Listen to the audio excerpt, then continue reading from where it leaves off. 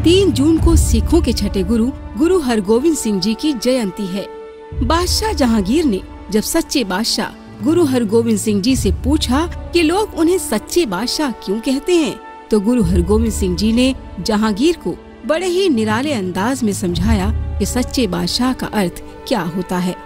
हमारे बापूजी अक्सर सत्संगों में सच्चे बादशाह गुरु हरगोविंद सिंह जी के बारे में साधकों को समझाते आए हैं।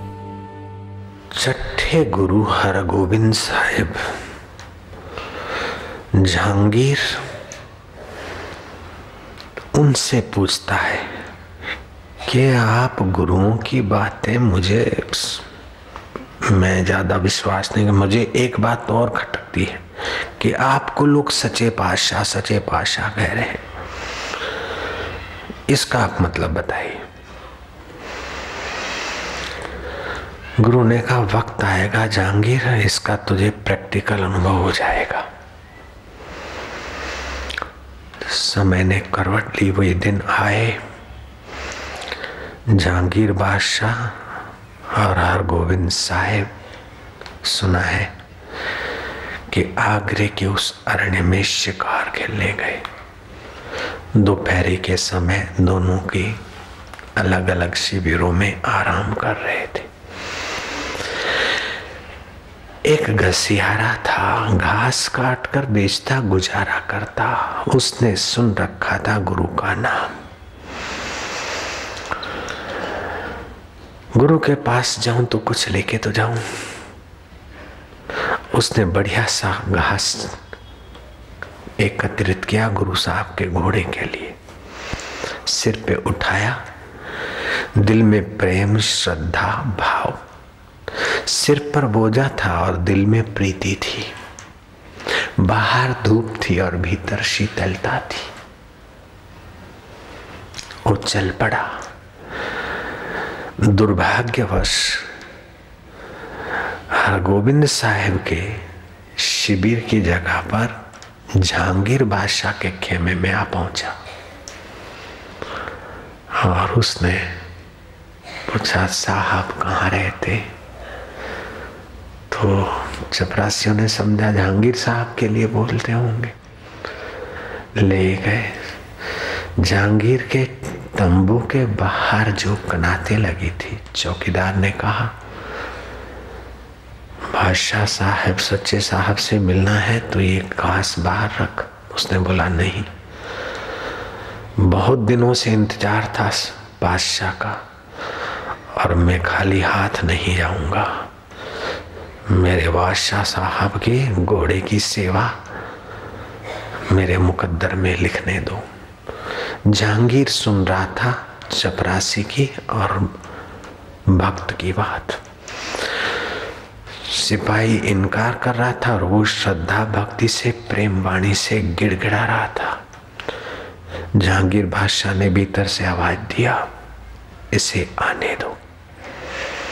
वो खुश हो गया, बोले देखो सच्चे पातशाह ने मेरी पुकार सुनी। अब सच्चे पातशाह की जगह पे कौन था ये तो आप समझ गए। भोगी था, जहांगीर था। अब उसने तो केवल नाम सुना था, देखा तो नहीं था गुरु साहब को। उसने तो गठरी धरी, टक्का रखा और मत्था टेकिया। सच्चे पातशाह आपका नाम सुना था। वो भगत कह रहा है किसको? जहांगीर को, बादशाह जहांगीर को। इस पापी जीव को आज आपके रूबरू दर्शन हुए, सच्चे पातशाह में धन हो गया। और तो मैं की नहीं चाहता, केवल मुझे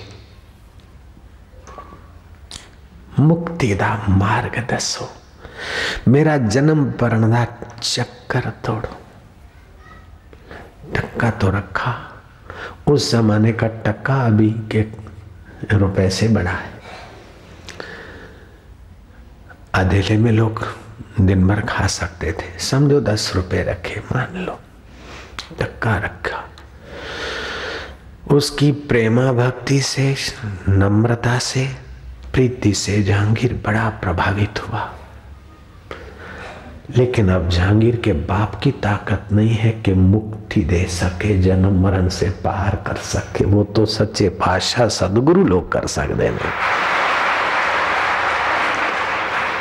जहांगीर खुश तो हुआ और मन ही मन सोच रहा है कि इसको अब क्या दूं। जहांगीर ने कहा, देखो ये 84 का चक्कर वक्कर से छूटने की बात, ये सब बकवास है, छोड़ दो। मुक्ति मुक्ति की बात भूल जाओ। मैं सच्चा पातशाह जहांगीर खुद खुदा का खास आदमी, तुम्हें चाहिए तो एक रियासत तुम्हारे नाम कर दूं।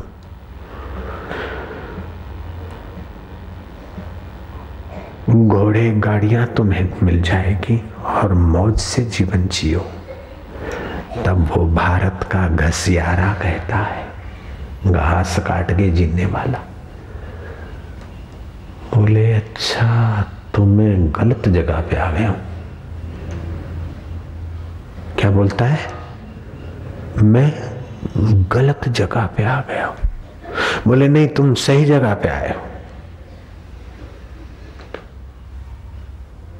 वो जिनको सच्चे पातशाह हरगोविंद साहब को कह रहे हो, सच्चा पातशाह तो मैं हूं।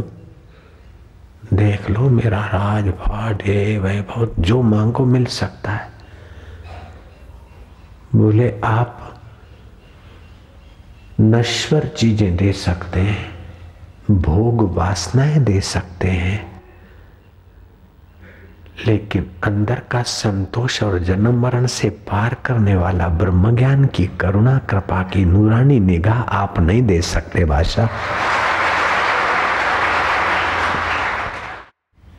वो उठा, टक्का उठा लिया उसने वापस। और सुनो, जहांगीर के पास जो टक्का रखा था, टक्का नहीं था, उसका दिल था, श्रद्धा था। टक्का उठा लिया, अपने घास की गठरी सिर पर रखी। मैं गलती से आ गया। जहांगीर के मुंह पर थप्पड़ लग गई। अब पता चला कि सच्चा पातशाह क्या होता है। नश्वर चीजों की कोई माता नहीं। जो सच्चे पातशाह सतगुरु शाश्वत शांति, शाश्वत ज्ञान और शाश्वत प्रीति देते हैं, उसके आगे जहांगीर का राज्य तो क्या, सारी पृथ्वी का राज्य 2 कौड़ी का नहीं होता है। जब मिला आत्म हीरा, जग हो गया सवा कसीरा। आत्म हीरे का जो ज्ञान मिलता है और उसके तरफ जो यात्रा की गुरुओं की नूरानी निगाह मिलती है, उसके आगे दुनिया का वैभव विशेष माना नहीं रखता है।